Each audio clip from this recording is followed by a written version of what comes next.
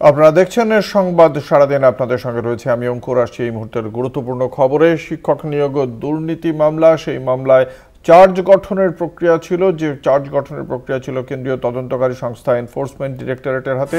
সেই মামলায় চার্জ গঠনের কথা ছিল এবং তার এই প্রক্রিয়া চলছিল আদালতে। শেষ পর্যন্ত চার্জ গঠন প্রক্রিয়া আজকেও শেষ হয়নি।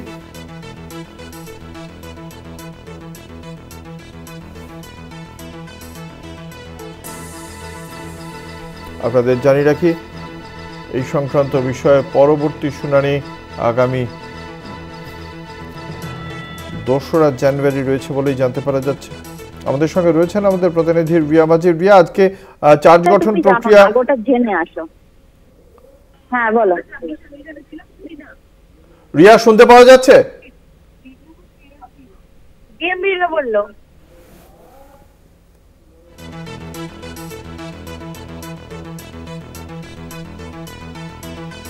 আজ সকাল 8টা নাগাদ এসএসকেএম হাসপাতালের কার্ডিওলজি ইমার্জেন্সিতে নিয়ে আসা হয়েছিল সুজয় কৃষ্ণ ভদ্রকে। আমরা কথা বলবো, আমাদের সঙ্গে রয়েছেন আমাদের প্রতিনিধি রিয়া মাজির। রিয়া, চার্জ গঠন প্রক্রিয়া আজকেও কেন হয়নি? কি ঘটলো আজকে আদালতে?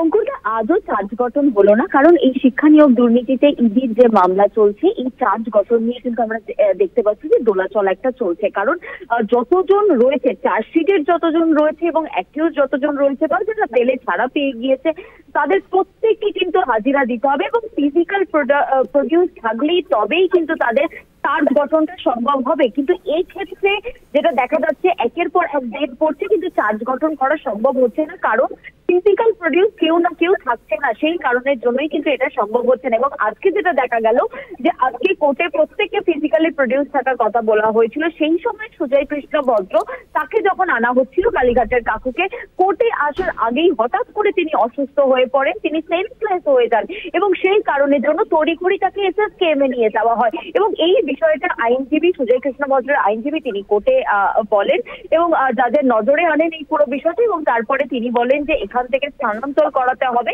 এবং বিএম বিড়লায় নিয়ে যেতে হবে, এমনটা আবেদন জানায়। সেই আবেদন মঞ্জুর হয়ে গিয়েছে এবং কোর্টের তরফ থেকে বলা হয়েছে যে বিএম বিড়লাকে রিপোর্ট দিতে আগামী 2 তারিখ, জানুয়ারি 2 তারিখ সেই রিপোর্ট দিতে হবে।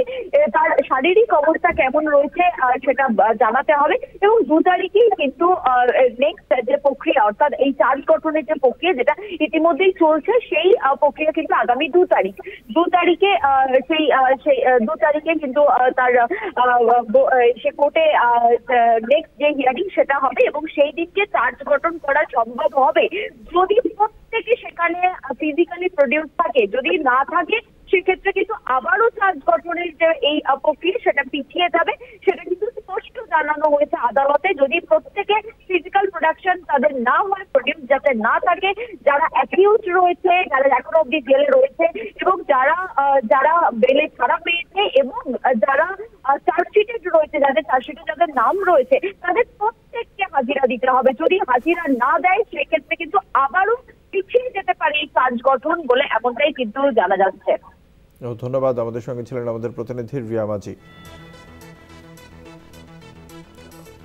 আপনাদের জানিয়ে রাখি, শিক্ষক নিয়োগ দুর্নীতি মামলার চার্জ গঠন প্রক্রিয়া চলছে এবং সেই চার্জ গঠন প্রক্রিয়ায় প্রত্যেক অভিযুক্তকেই সশরীরে উপস্থিত থাকার নির্দেশ দেওয়া হয়েছিল, কিন্তু সেই সশরীরে উপস্থিত না থাকার কারণেই চার্জ গঠন প্রক্রিয়াও ব্যাহত হচ্ছে।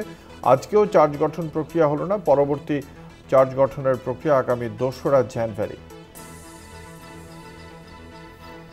সুজয় কৃষ্ণ ভদ্র, কালীঘাটের যে ব্যক্তির বিরুদ্ধে অভিযোগ ছিল, সেই কালীঘাটের কাকু ওরফে সুজয় কৃষ্ণ ভদ্রকে আজকেও নিয়ে যাওয়ার সময় তার শারীরিক অসুস্থতার কথা জানতে পারা যায়। তাকে হাসপাতালে নিয়ে যাওয়া হয়েছিল। এসএসকেএম হাসপাতালে কার্ডিওলজি ইমার্জেন্সিতে নিয়ে আসা হয়। বুকে ব্যথা হচ্ছিল বলে অনুভব করছিলেন তিনি। তো ইমার্জেন্সিতে দেখার পর ইসিজি হয়, তবে তাতে কিছু পাওয়া যায়নি। তাকে তাই জেলে ফিরিয়ে নিয়ে যাওয়া হয়েছে।